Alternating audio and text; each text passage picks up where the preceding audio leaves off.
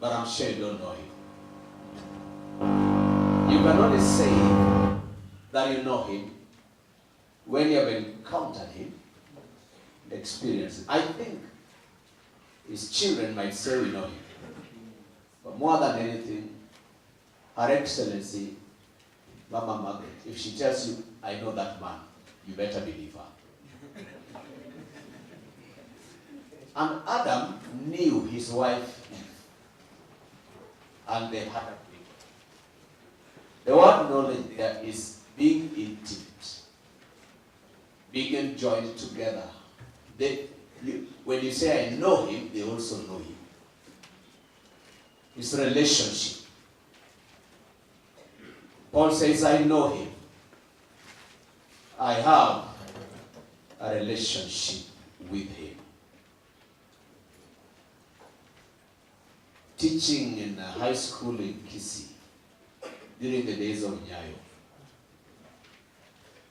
Nyayo came to Keroka, and there was a colleague who was teaching in another school and used to brag that I know Raila, I know Moi. They also know me by name.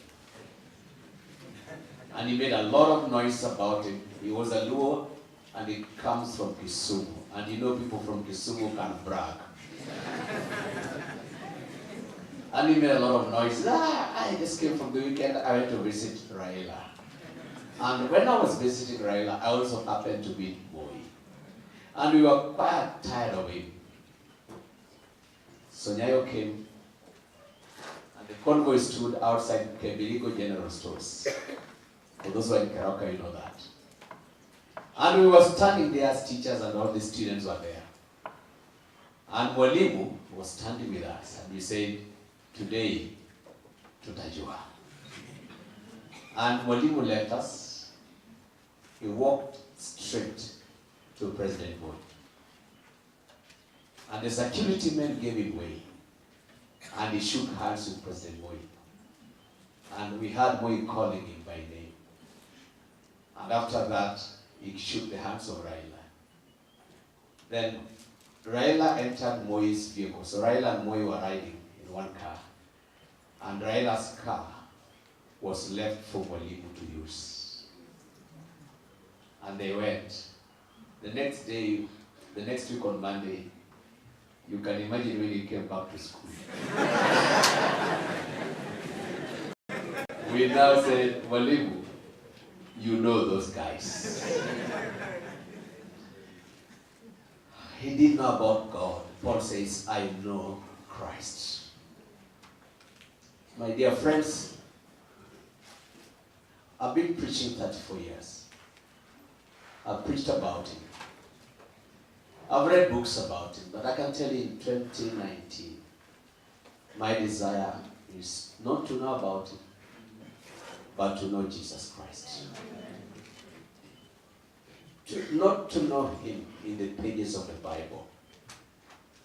For those of you like my friend Wasike, who has traveled all over the world, when you go to Washington, D.C., there is a plate, there's a table they put like that, and it's a stone, and it has the Declaration of Independence, the verses that make America independent, they are written nicely. And so you go and look at it and you can read the statements of the Declaration of Independence. But as you stand and you move away, suddenly you don't see the writings, but you see the face of a man. It's the face of George Washington. And I want to ask you, as you study the Bible, read the words, but in the words is a man. And walk away a bit and see the man that this book talks about. May Jesus leap out of the pages of the Bible and come and become part of us. Amen. He says, I know the one whom I believed. Then he says, I am fully convinced and persuaded,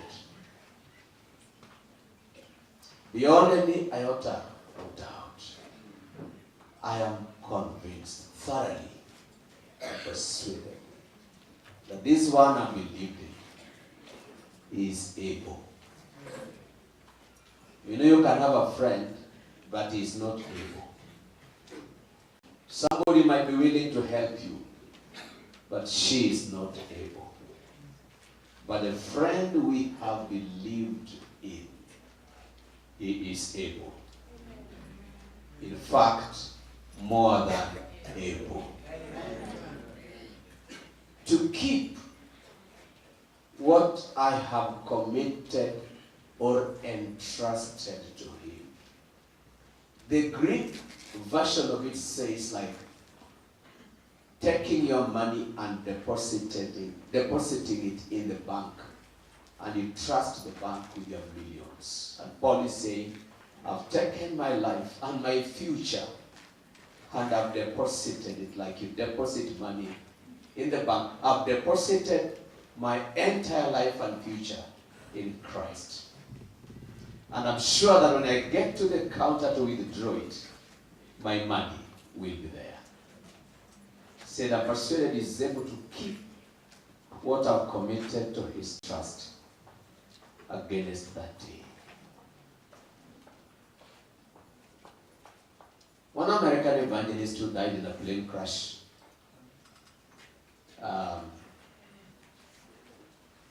wrote these words.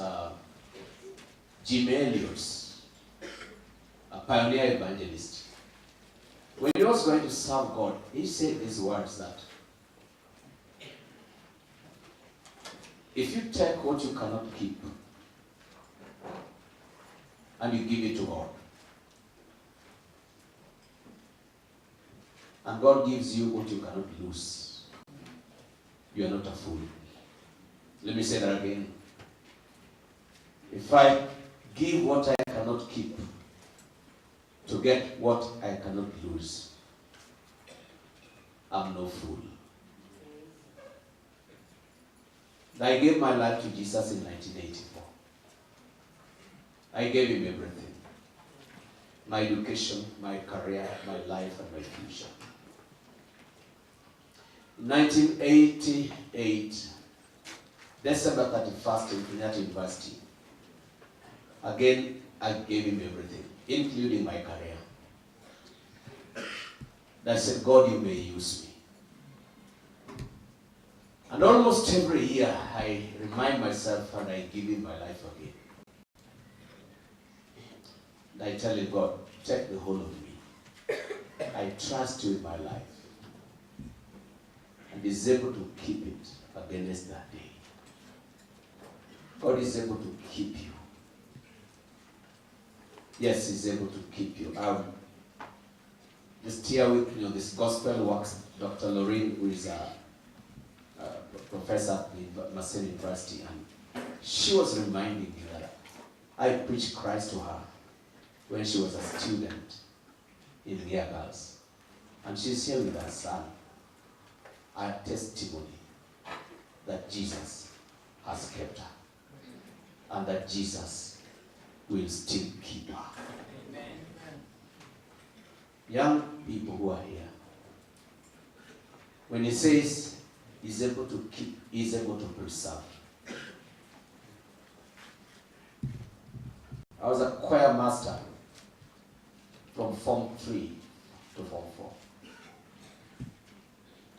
4. After I finished university, I went to the village where I used to train 3 different choirs of our church, where I did my O level. I had friends in the village.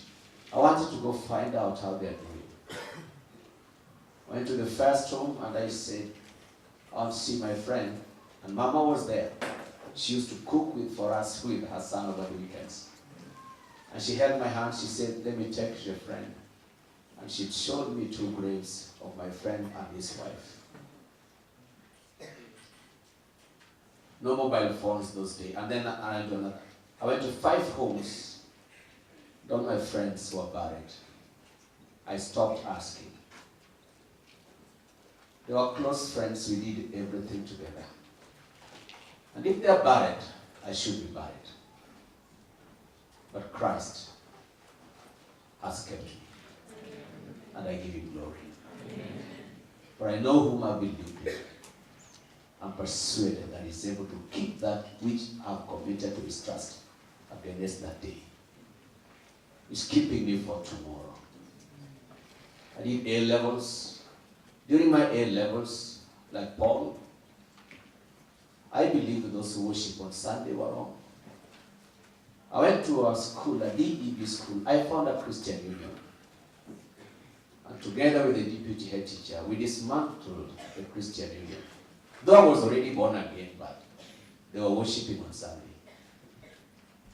And we replaced Christian union with worship on Saturday. And I was training choirs, in the village. But I finished my university and came back. I went to bring a choir master, who was my associate. And I met his daughter, Auntie, who met me at the gate. I said, "How is Mom?" And she said, "Mom went to Zion." I didn't click. Until as we were going to the house, we saw the grave. And she was dead. And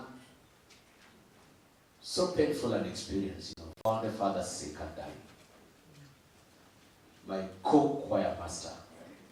So I knew I should also be dead. But Christ kept me. And when I was going for teaching practice, I told the Lord to take me back to that school.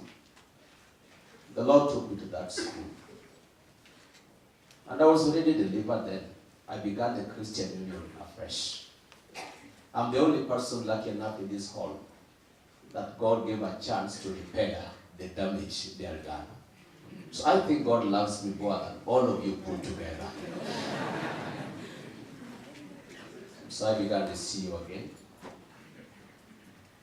And I led the deputy principal with whom we destroyed the church. I led him to Christ. And we served God with him for 8 years, and he went home to be with the Lord. Dear brothers and sisters, I know whom I have believed in. I'm persuaded about this God. He's able to keep me. And if you're here, you're born again, He is able.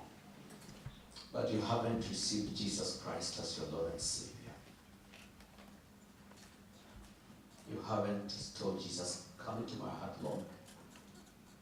You haven't told Jesus, "I entrust you the whole of my life, Jesus. Take my life from today, Lord. I will be yours fully, 100%.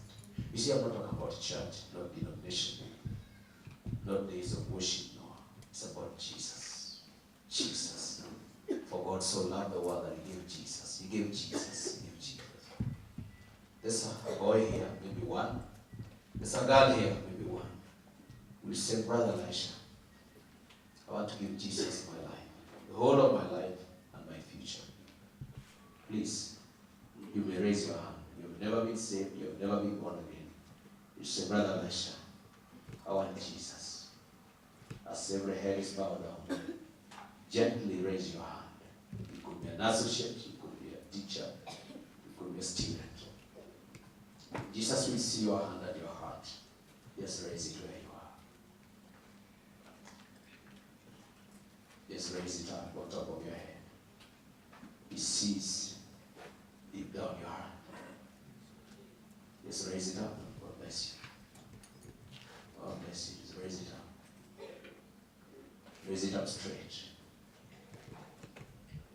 Heavenly Father, I want to pray for my precious brothers and sisters who raise their hands, making a commitment to know you. To know you.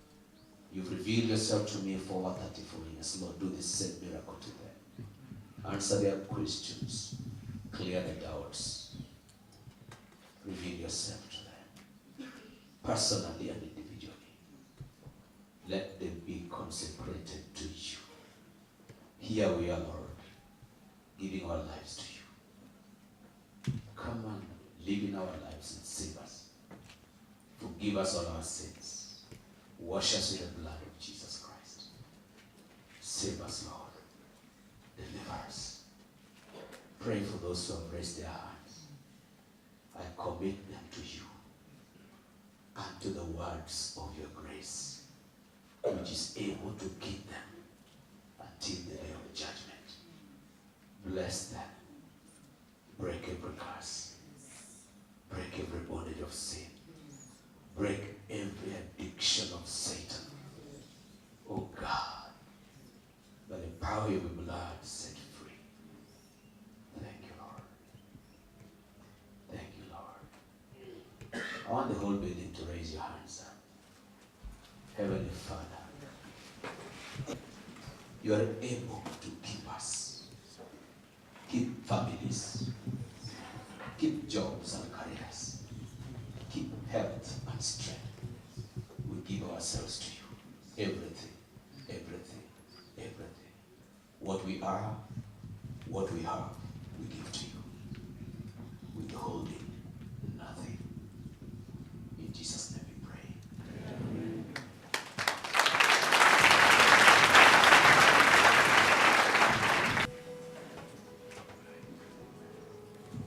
Thank you. I'm called Elisha from Kipsis, Mugoma County. I have something to share with you that KSCF has just helped me. And I will start by giving the meaning of the term KSCF in full. Kenya Student Christian Fellowship. It is an organization, the Christian Union in secondary school and certificate colleges in Kenya, registered on 16 October 1959 by the registrar of the society with officer in Nairobi. It brings together the students and associates from different church backgrounds. It teaches it reaches to close